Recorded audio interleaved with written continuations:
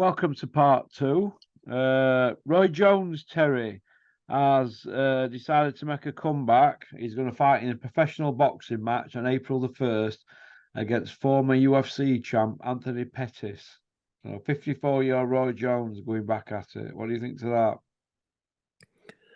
I don't know who Pettis is, but as long as Roy avoids people who can bang, he'll probably have a bit of fun with his career. But it goes back to something I've said before, Russ. I've always thought Roy Jones is in the business of Roy Jones. That's why he'd be a hard guy to work with as a trainer, because he's in the business of Roy. Yeah. Yeah, I understand that. So Roy Jones at 54 is now being given a license to fight again in Milwaukee. There you go. Wisconsin. Roy Jones, 54, approaching 55, getting at it. And he's, what is he, 66-9 or something? Shouldn't he be proud of that record? 4-weight world champion, middleweight to heavyweight. Man, you know what it is, Russ? When they build that name, that iconic name, they want to make all the money they can from it. I'm sure he still owes people money. Yeah, he will though. He will though. What did you think to Jake Paul against Anderson Silva? Do you think people are going off that win and making it favourite a bit silly? Because Anderson Silva didn't turn up to win, did he? No, I think people are making. Say again. He knew the dance, didn't he? He knew he needed money, didn't he, Anderson Silva? So he's the money in Jake Paul.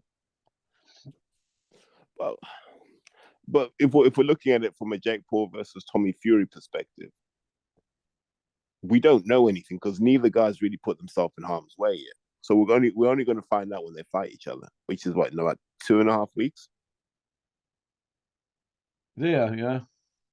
Yeah, that's when you'll find out, because I think people say Jake's got bad technique. I say it's deliberate. He just doesn't throw conventional punches, so it's hard to time.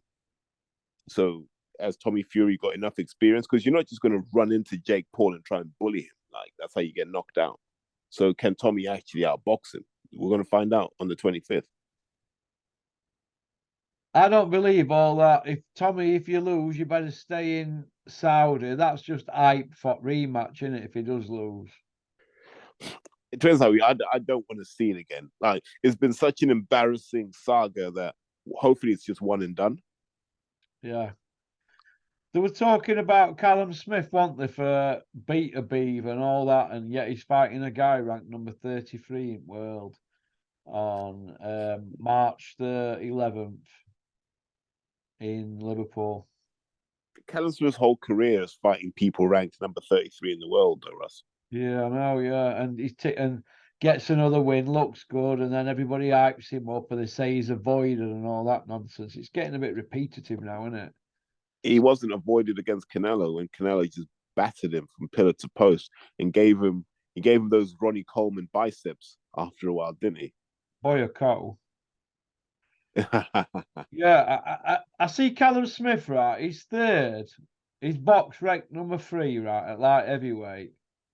But yeah, he's not won a belt at light heavyweight, but he's box ranked number 3 on strength of what? On the strength of beating who? He's the best light heavyweight in Britain, apparently, according to this. Because he beat a George Groves with one arm. Yeah, well, I'll tell you who beats Callum Smith out these here. Boatsi Yard, Dan Aziz, Craig Richards and Callum Smith, I think, it's a 50-50. I think Lyndon Arthur gives him a good fight. Shakan Peters does. Rest of them, I don't really rate much underneath him to beat them guys, but I like to see him fight Boatsi, Yard, Dan Aziz. There's all these mixes. So far, we've only seen Yard take on Lyndon Arthur twice. Shakan Peters has been in with one of these, hasn't he? Was it Dan Aziz? Dan and Craig Richards. Dan and Craig Richards. They've all put the necks on line. Craig Richards, Dan Aziz, Yard, all them boys. So why can't Boatsi and Callum Smith? Why does it have to be for Mega Millions for them? Well, that's what Hearn does, doesn't he? He's got so few crown jewels that he's just milking the fans for all he can get. I mean, look who Yard's been in with. Yard's been in with roadmen, killers off death row. Yard's just been in now. His runs like a mini Frotch run, isn't it? You know what he were on at super middleweight, death row killers. Yeah. So Yard's got to be given respect, hasn't he? He's not shirked a challenge, has he? No, and here's what I find interesting. When Eddie Hearn was like, "Why can't Yard fight Whyte?" and people, Frank's response was, "Yard's got a world title shot coming up," and Eddie said, "Well, there's still time to have another fight." And I look at Callum Smith; he's not going to fight Beterbiev at the earliest till the end of the year. So you're looking at like, why doesn't Callum fight someone like Whyte now? Because they know Callum Smith's going to lose, and they don't want Callum Smith to lose. Yeah, that's one of the last cash cows. Yeah. What do you see next for Dan Aziz? Because he's undefeated, Terry, and he quite excites me, Dan Aziz, as a potential roadman. You know what I mean? He could be a surprise package out of all of them, couldn't he? Well, where is he now? He's in America now, training. So he's the top 10 in the light heavyweight in the world on BoxRec. He's ranked 10, 4 in Britain, 18-0, 12 by way of. 33-year-old in his prime. He's shirked no one, hasn't he? He'll fight anyone. I want him to fight Pascal next. So he's got to be given a bit of credit, that Dan Aziz. Yeah. And don't forget, he didn't turn pro while he was late 27. Yeah, exactly. He's already 3 years behind everybody, or a generation behind, isn't he? He's like Wardley. He's got time to make up, hasn't he? Yeah. He's Dan's in good form. Hopefully they get him the European title shot. He deserves that. And then he'd have done it all the traditional way. And that's what I'd like to see him do. Yeah, I agree. Welterweight, Terry. In UK, Conor Benn, obviously, he's ranked number 10 on BoxRec, and he's ranked he's ranked number 1 in Britain and number 10 in world, and blah blah. But other than Conor Benn, who do you see doing out at welterweight in UK? Echo Esserman. I think Echo Esserman beats Conor Benn. Yeah. Yeah. You reckon he's that good? Yeah. He's just a hard man. He's a hard man who will walk Conor Benn down. He will walk him down from the first round. He'll walk him down. Yeah, well, Echo Esserman, he's 19-0. Conor Benn's but 7 knockouts. But Conor Benn's obviously the puncher, isn't he, out of the two? But do you think they could be on collision course then too? Well, I think Esserman's had harder fights than Conor Benn. That's why their knockout ratios are different. Yeah, because he's been in with tough. Chris Conger, he's been in with tougher men, hasn't he? Yeah, Conor's had a padded career to date. Yeah. What about Chris Jenkins? What about him? He was touted as the next big thing, wasn't he, a few years ago? Some people just don't deliver us. Yeah. Like Frankie Gavin. Yeah. Oh, I were a Frankie Gavin groupie, wasn't I, Terry? Yeah, and what would I say to you every time? Yeah, he's not dedicated, you used to say, didn't you? Yeah, I said if he was going to do something, he would have done it. Yeah. What do you think about Liam Smith being ranked high at middleweight? I think just middleweight's a weak division at the moment. So, super middle, isn't it? It's what? Super middle's weak at the moment. Yeah, those two weight classes aren't strong. I think it's the Canelo effect, isn't it? Where people are trying to chase Canelo, so they keep moving between weight classes instead of just focusing on their own careers. Yeah. Do you think Anthony Fowler will come back? Well, he looks huge. If he comes back, it won't be a middleweight, that's for sure. No. Well, he's not fought in a year. Mate, have you seen the size of him? Oh, Fowler, has he put weight on? Yeah, he looks about 14 stone. Does he? Yeah. He said about him, didn't he? Fitzy. Whatever happened to him? I don't know what's happened to Fitzy, to be honest. He's well, he's Fitzy 29 or something like that, isn't he? He's not Yeah. 15-0, but world ranked number 2 or something. He just disappeared, hasn't he? You're not fought in 2 years, Fitzy. Yeah, I don't think you'll see him fight again. Or if you do, it won't be pleasant. Do you think Ted Cheeseman's retired? He's not fought since 2021. Uh, um, he probably hasn't been in a position to box. I think I don't even think he's training at the moment. I think he's just got some stuff to work through in life. Yeah. Yeah. What about Sam Eggington? What next for him? He's had 40 fights, him.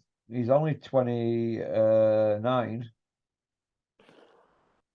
They'll wheel him out when they need an all action fight. But he's kind of parked up, isn't he? Kind of what? He's kind of parked up because there's no natural dance partner for him. Yeah. What do you think to Bricktop's rise back to the top? Because they're all saying he's back on his perch, Terry, aren't they? Look, I'm pro Frank Warren, but he's still got to deliver a big event that doesn't involve Tyson Fury. Yeah, do you think he's just only putting big events on with Fury now then? Yeah, so he needs to give us a big Joe Joyce night. He needs to give us a big Anthony Yard night.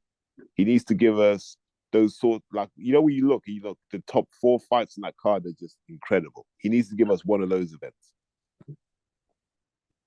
Yeah, yeah. He's been in some wars, hasn't he, Eggington, though? Yeah, and I don't know if it's good for his health. Yeah, yeah. What do you see happening with Eddie and DAZN? Do you see Eddie bailing out and going back to Sky? No, No, no. And I'll tell you why, Russ.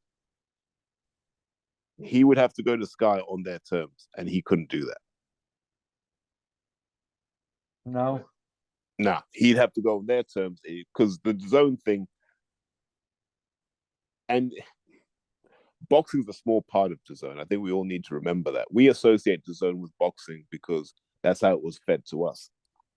The zone's about sport. It's about sport, it's about technology. And they don't seem to be making that work. So they're bleeding money trying to make that work. And boxing just being a casualty of that because they just keep cutting the boxing budget because they haven't got money to burn anymore. Yeah, I see what you mean. Yeah. Do you think Mick will come back to the fold, Mick Hennessy? No, but he's kind of with Sky, isn't he? Like all his fighters are on Sky. So I don't know how many dates they've given him on Sky or how many slots they've given him, but I think that's where you'll see him for the next few years at least. What, just hanging around fringes? Yeah. Yeah, it's what do you see next for Dominic Ingles, Jim? He's a bit quiet at the moment, and you know, with Galahad's not doing much, is he? Kelbrook, everyone, nobody knows what he's going to do next. What next for Ingles, Jim? He's got Brad Goldsmith. And I think Brad Goldsmith is a really talented middleweight. So if he can bring Brad Goldsmith through the right way, then he'll have another guy who can compete at British level. So I definitely see Brad Goldsmith boxing at British level. He's got the talent to go higher, but that's down to him. Yeah, yeah, yeah. What do you see happening with Chantel Cameron, Terry? Um, when is she going to get the Katie Taylor fight? I know that's what I want to know. They keep going over old rematches and old ground with, and she's one of Eddie's fighters, isn't she? Yeah, and she turned pro specifically to fight Katie Taylor. She wants to fight Katie Taylor. Yeah, so why are they dragging arse with it? Do they want to just keep milking Katie Taylor and keeping her protecting that O so that she don't have to fight anyone who can punch a bit? Yeah, exactly. She's getting caught a lot more now, isn't she, as age is catching up with her? Yeah, she's taking, but she's always taking shots. Like you almost worry for her when Yeah. she gets older.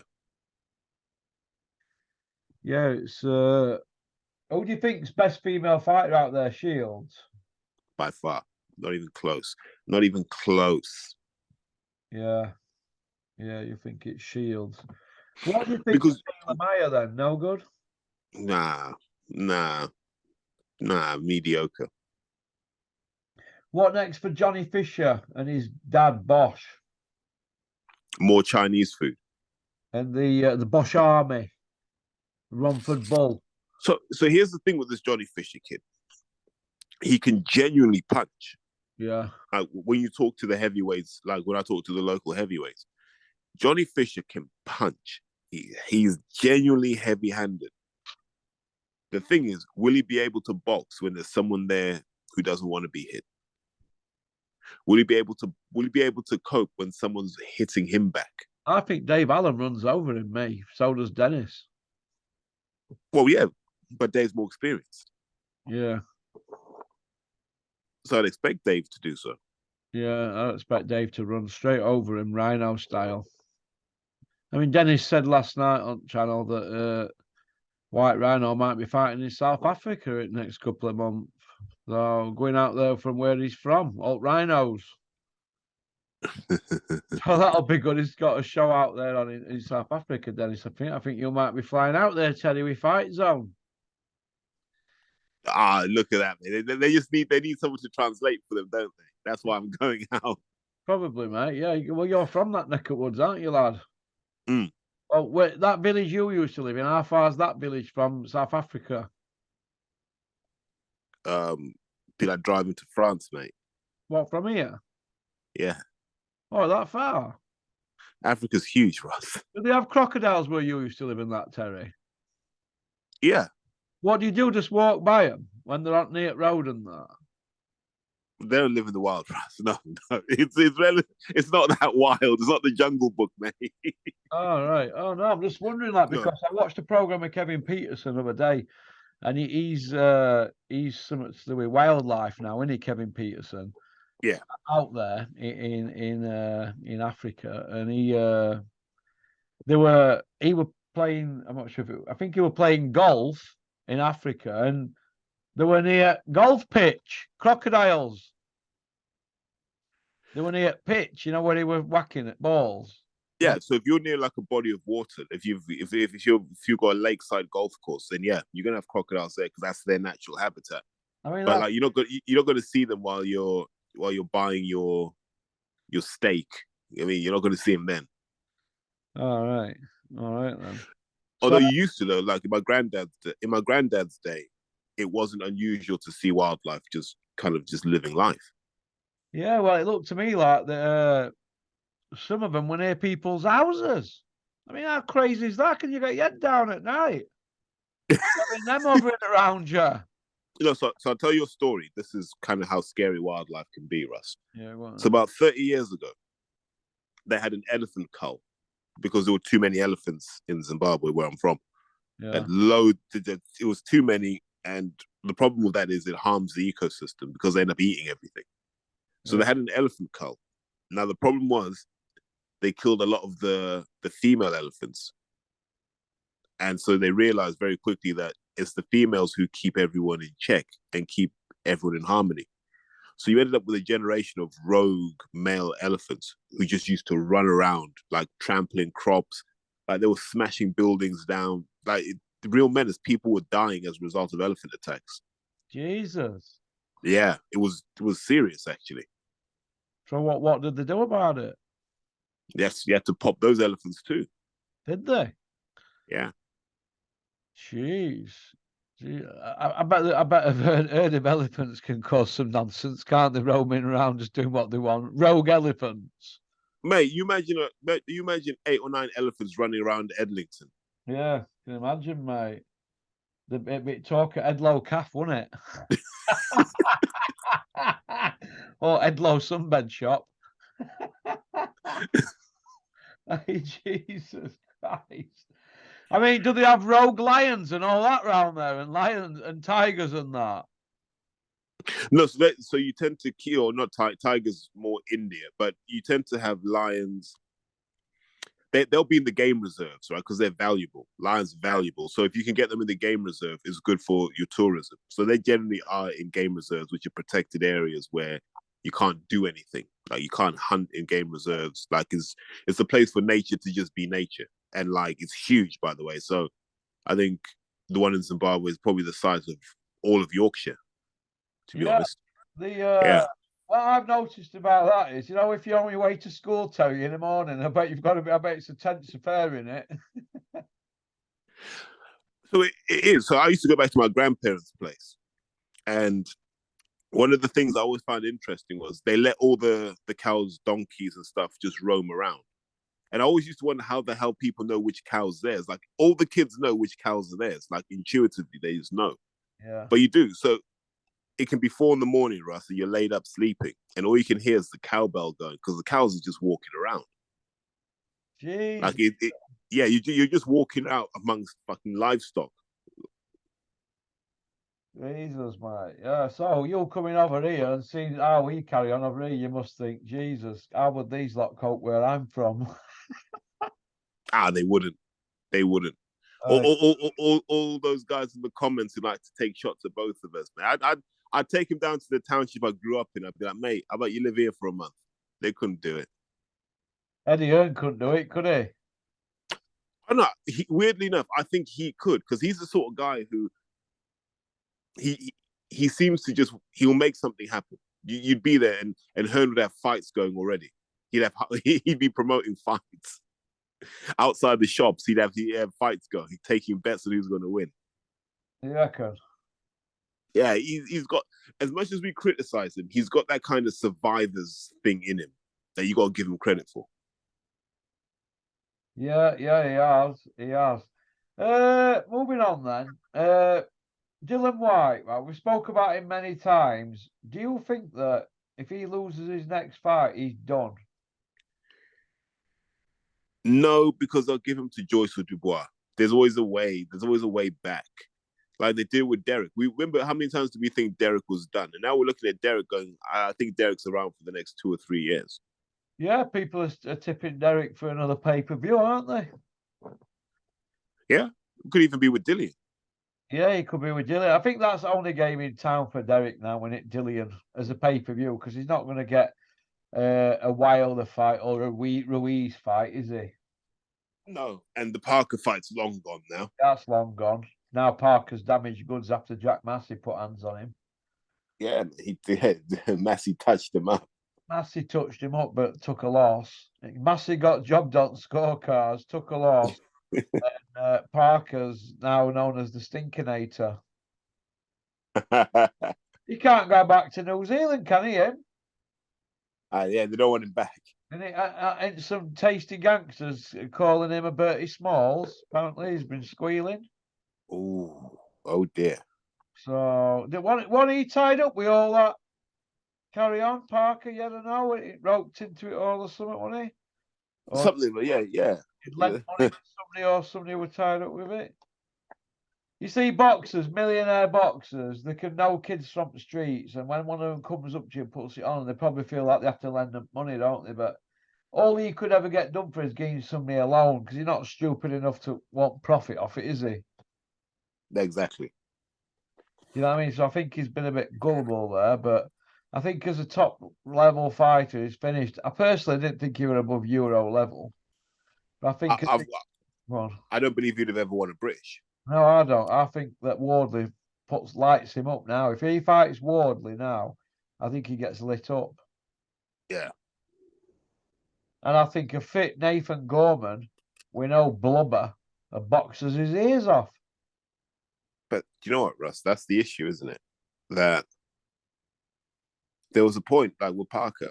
I think once he started teaming up with Fury, and Fury was probably dominating him and sparring, that was probably the end of Parker.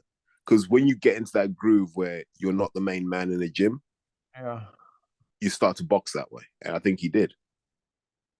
Yeah, I do. How's Martin doing? He's all right, man. He's doing his pitch boxing. Yeah, he's all good. Is he still doing that with Steve Goodwin? Yeah, they're mates. I think, they'll always help each other out. Plodded on her. Like an old married couple, aren't they, Martin and Steve Goodwin? How's he do that, Andy? I bet he's 40 now, isn't he? Yeah, he's all good. Has he got his man strength yet? Hey, that's a man that fought for his country, man. I think he's tough enough. Did he fight for his country? Him? Oh, Mm-hmm. I'm impressed by it. Oh, like that impresses me. Actually, I've got a mate called Chris Barnes, who a sergeant at Cataract. Is it out York up that way? Yeah. He's fought for his country, and that it's takes some nuts, that, doesn't it? Yeah. You know, if Joshua loses against Franklin, is he done, Terry? Hey. I don't know if he's done, because we'll still want to see the Wilder fight. So I don't know if he's done, but he won't be able to determine his own fate anymore. He'll need other people. Like, because, remember peak Joshua, they just said, look, AJ's fighting on this date. We don't know who yet, but we're going to sell the tickets now. And everyone bought tickets. And that's not going to be the case if he loses again. Yeah. Well, it's going to be mad, because if he loses, I mean, would you put him in with Frank Bruno if they, would Frank Bruno do Joshua back in the day? If they'd been saying, oh, okay, I thought you meant now. Frank probably beats him now, doesn't he? Frank probably does him now. Frank could slay him, wouldn't he? Do you know what I mean? What do you think? A prime Frank Bruno would knock the life out of Anthony Joshua. Yeah, just jab him to death, wouldn't he? Don't forget when he fought Lennox and how hard Lennox had to fight to get past that jab. Yeah. Oh, yeah. Lennox had his back to wall, didn't he, for the first few rounds, didn't he? Till he got with him later on in fight. Yeah, people sleep on how good Frank Bruno actually was, because he had that thing of when he got hit, he stayed hit. Yeah, but Frank Bruno, like fully conscious Frank Bruno with that jab, was horrible for anyone. Yeah. Ramrod jab.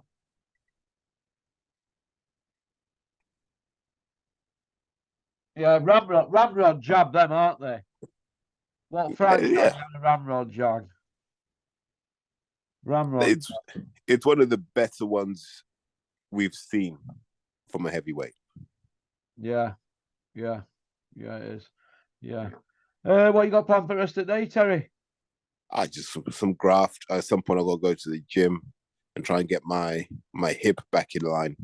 But that's about it, really. It's Tuesday graft, Russ. All right, then. Well, listen, I'm going to get off. But it's been nice to have you for an hour, mate, or so. Have a great day. Hey, yeah, we've done an hour and 4 minutes. That's right good. Right good. So have a good day, what's left of it, and you too, mate. Catch up Speak to you soon. Cheers, kid. All right. Take care. Bye. Well, nice to have Terry on there. Good catch up. So hope everybody's all right. Peace out. We're sponsored by Spartan Site Solutions. They are specialists in civil engineering and demolition contracts for the construction industry. Interested parties should visit their website or contact Porky's Corner for a referral at porkycorner@mail.com.